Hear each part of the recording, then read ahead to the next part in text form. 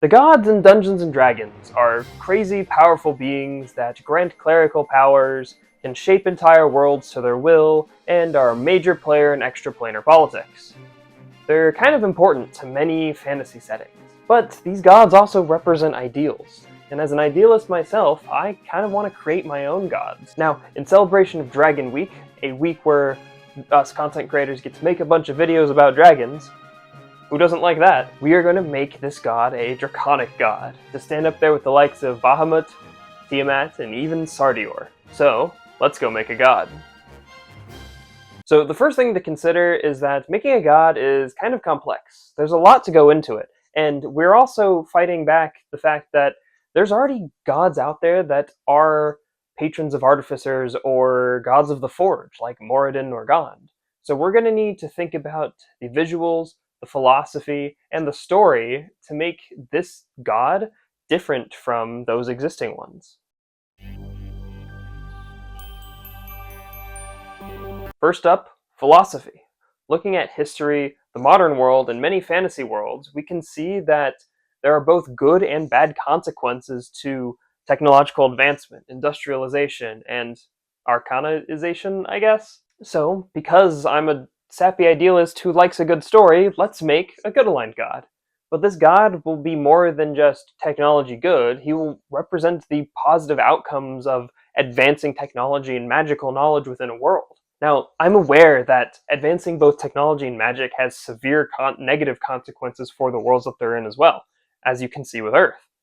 But this god is meant to represent the ideals, the good parts, like longer lifespans, a more connected world, more opportunity, stuff like that. Use D&D lingo again, we'll want this god to be good alignment. And to put it into cleric domains, he'll probably be in the Forge and Arcana domains, because he kind of represents the development of industry, Forge, and the development of magic, Arcana. But we'll also need a name for this god. So let's choose a name that embodies both the kind of industrialization and the draconicness of the god. In the player's handbook, one of the names for Dragonborn is Indronaar, so we can use that suffix, and we can use the prefix of Indro for Indronaar, which will be the name of our god. Even with his domains picked out and what he represents defined, what does his worship look like on the material plane? This is where we run into almost a contradictory situation. Artificers are inventors and creators who use their own ingenuity to make things, while clerics pray to their gods for blessings and divine intervention. So how can we bridge these two ideas? Well, we'll make it to where instead of praying to Indronaar for a blessing or a miracle, you look to Indronaar for inspiration. Indronaar is meant to be an inspiration for artificers and inventors and creators on the material plane. But more than just looking to him for inspiration, he inspires you to look to others for inspiration. Look around at the others who are also creating things just as cool as you are. Common religious practices for followers of Indronaar involve getting together, brainstorming together, helping out other artisans, discussing ideas, sharing plans, helping everyone to learn how to do things in a much better way. This way, we still maintain an artificer identity for the followers of Indronaar, even if they still, by definition, are clerics. Now, what does Indronaar look like? Well, we already decided that we want Indronaar to be a dragon god, so he will be a dragon. But in Dungeons & Dragons, one of the big things is what kind of scales does this dragon have?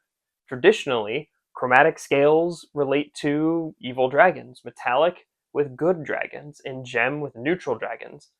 But this doesn't always have to be the case.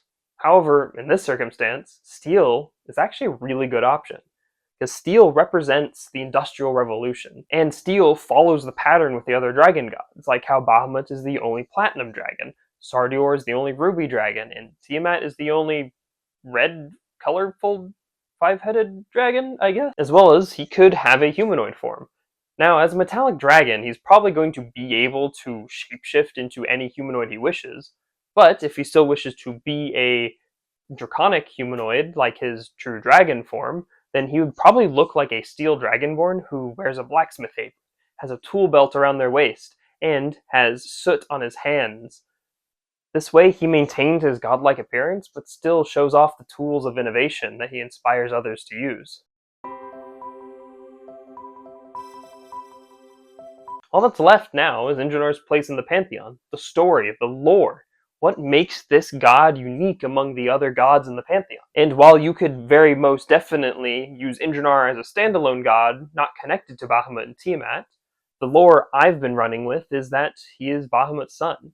This makes sense because they're both metallic dragons, they both represent good alignment, and there's not a reason for Indronaar to exist from the creation of the world. He really only comes into existence whenever mortals of the material plane are starting to invent, they're starting to advance magic and technology. So he's created as a force to help guide them into making the right choices. But this is shifting the cosmic balance of power way in favor of good by creating another dragon god, and this makes Tiamat furious. She is so mad because not only is he the son of her ideological rival, he's also greatly disrupting this balance of power. So much so that she's ordering her followers on the material plane to root out Indronarian followers, to enact laws that prevent Indronarian followers from being able to get together, to invent, to share their ideas with the world. And if she even has the chance, she'll probably try and kill Indronaar. And this gives us story to work with. This gives us a conflict in the outer planes. This gives us the rippling effects throughout the material plane. And it allows followers of Indronaar, whether cleric, artificer, or some other class, to have some lore they can engage with if they wish. Maybe their cleric or artificer were running from Tiamat cultists. What if they kept hitting roadblocks in law because Tiamat's followers were influencing the government to prevent these artificers from meeting and from developing? This could even be extrapolated further as why your world might be in medieval stasis, because Tiamat at large is preventing the world from progressing. And that is the draconic god of inspiration and innovation. He represents my ideals for technology to make the world a better place. But there's one last thing. Indronaar is afraid. He's afraid that this isn't the right path for the material plane. He's afraid that this isn't the correct decision.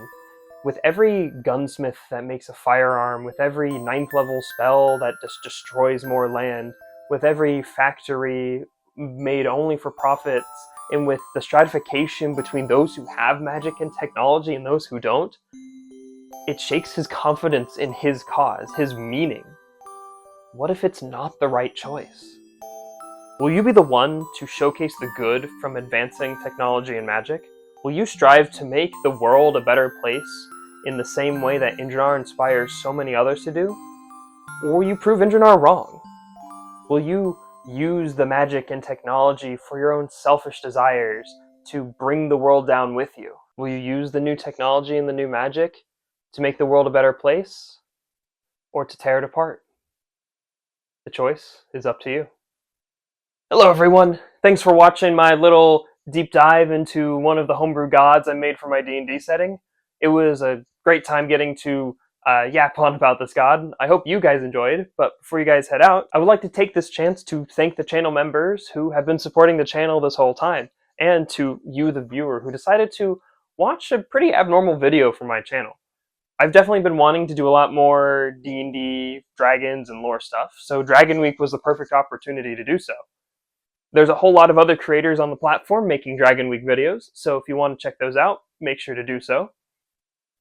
Keep an eye out for another Dragon Week video that I'll be making, as well as I will be continuing my normal live stream and create videos as usual. So one last thank you, I hope you enjoyed, and I will see you later.